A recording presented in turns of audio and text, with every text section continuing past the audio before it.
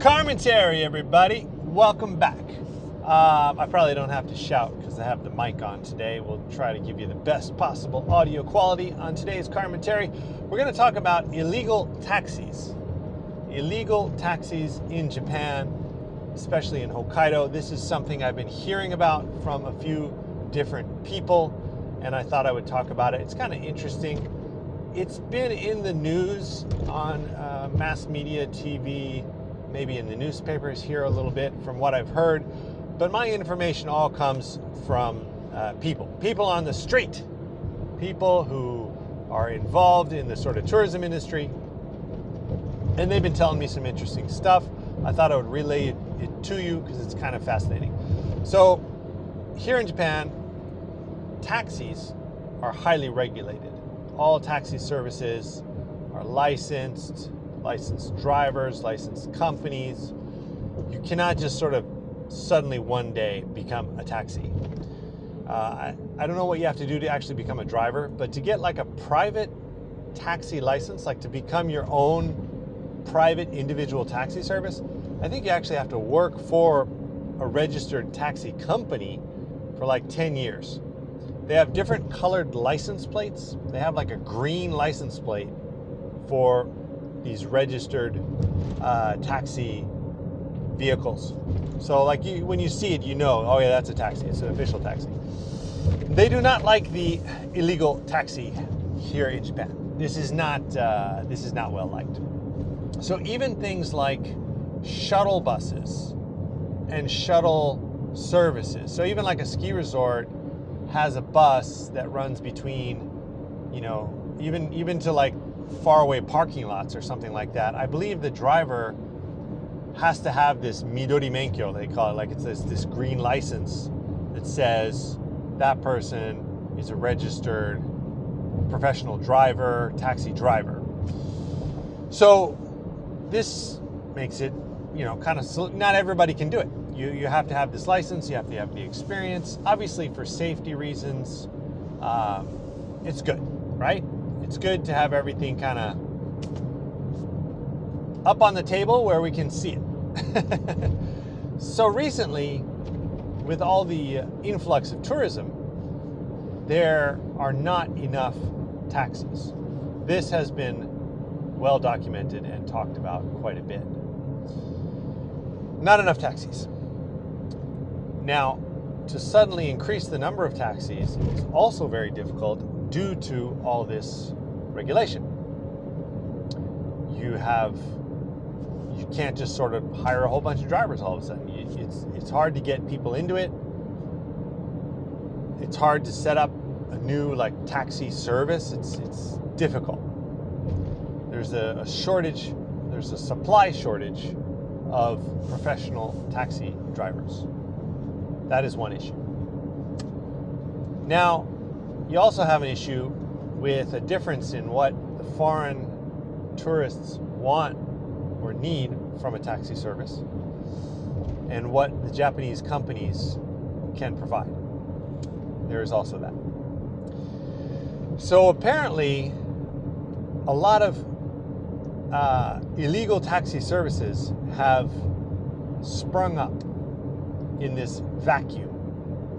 In the absence of enough taxi services, a whole bunch of foreign illegal taxi services have started up.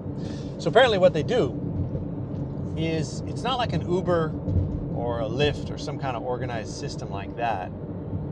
It sounds like it's being run through messaging apps like WhatsApp.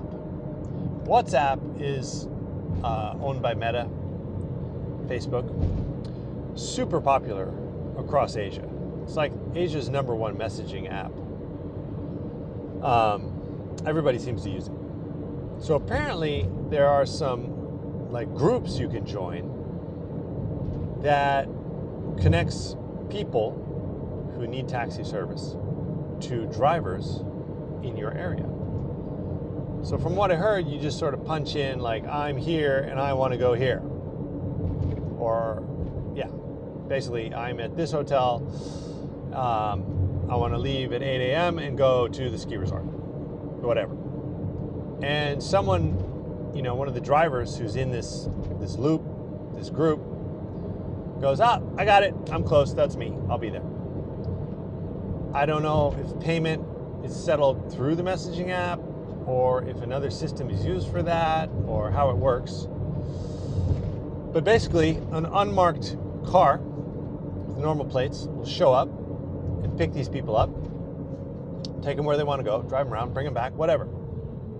So it works very much like an Uber kind of a system where it's sort of rather invisible. You can't tell by looking at the car or the driver that that's what they're doing. And if anyone asks, so in Japan, it's illegal to do that, right? So if someone spotted you or, they marked you and followed you and found out that, this is what you were getting paid to drive people around that you didn't know. That's the thing. Now, apparently what was on the news and what they were trying to crack down on is they started to notice this was happening at the airport. So this is definitely one of the spots where you can start to see things like this happening. Random cars picking up random people at some hotel or some spot on the street. Very hard to police that kind of stuff. Driver, the people, they could just say, hey, it's my brother-in-law. yeah. That's my third cousin. He just happened to be here.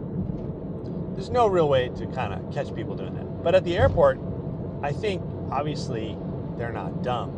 The police, security, whatever, they can start to see the same car coming all the time to the airport, picking people up, waiting for people, maybe, holding a little sign or something. I mean, that would be a dead giveaway. So maybe they don't do that. I don't know how they do it to obviously keep it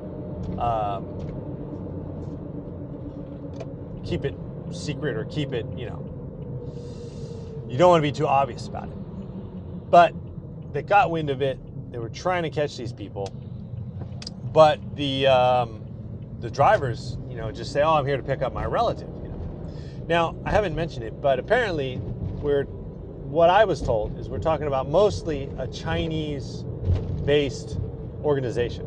It's foreign nationals who have set up shop and live here, got a license, got a vehicle or two or whatever, and have opted in on this little side business, illegal taxi. And they're servicing tourists from China. Now, you could have this could be happening for other countries, Korea, Malaysia, Taiwan, who knows? Every country could have their own system. But obviously, I think population-wise, there is a large population of Chinese people who have expats. They've moved to Japan for one reason or the other, and they've stayed here. And, this is probably like for them, I'm sure it seems like a no-brainer way to make some money. And of course, you're talking about completely off the grid, black market money. So the old gov is not going to be too happy about that. They want a piece of the action.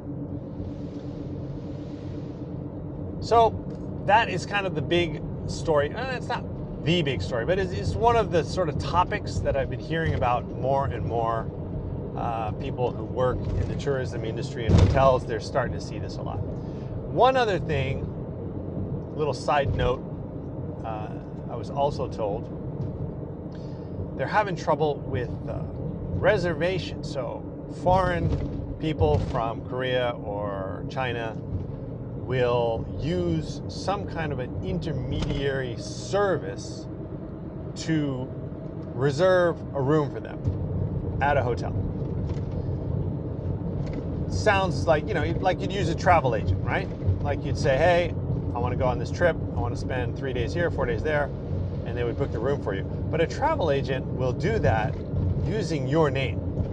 They will book the room with your name and your age and your phone number, etc. So they'll have all the details on file of who is actually coming to stay in the room. But in this case, what's happening now is it's just some random guy's name.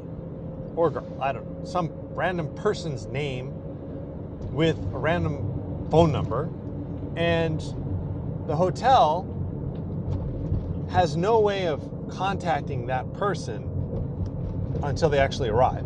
And then when they do arrive, they give them a completely different name.